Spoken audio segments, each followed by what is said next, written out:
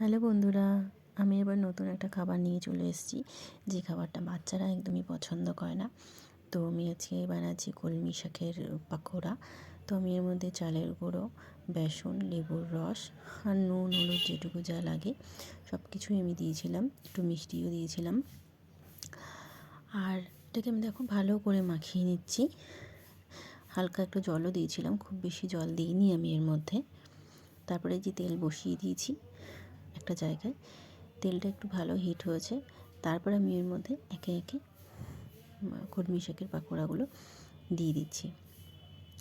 দেখো, যাদের বাড়ির বাচ্চারা খেতে চায় না একদমই শাক, তো এইভাবে তোমরা ওদের বাচ্চাদেরকে খাওয়াতে পারো। তো সেটাতে তাদের একটা প্রোটিনও গেল, শাকও গেল পেটে। তো আমি এই যে তেঁতুলের আচারটা দেখতে পাচ্ছ, আমি এই তেঁতুলের আচারটা আমার নিজের হাতেই বানানো।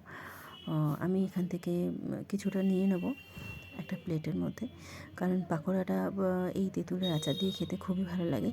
অনেকে আছে কাসুন্দি দিয়ে খায়, যে যেভাবে ইচ্ছা খেতে পারো। আমার মেয়ে তো খুব ভালো খায়, তাই আমি তেঁতুলের আচার নিয়ে নিলাম। এই যে আমার পাকোড়াটা রেডি। তো দেখতেই পাচ্ছ কী সুন্দর হয়েছে, মুছে মুছে খেতে। তো আমি খেতে থাকি। আর যদি ভালো লাগে ভিডিওটা, তো অবশ্য করে ভিডিওটাকে লাইক করে দিও, একটু সাবস্ক্রাইব করে। Tata, bye, love you all.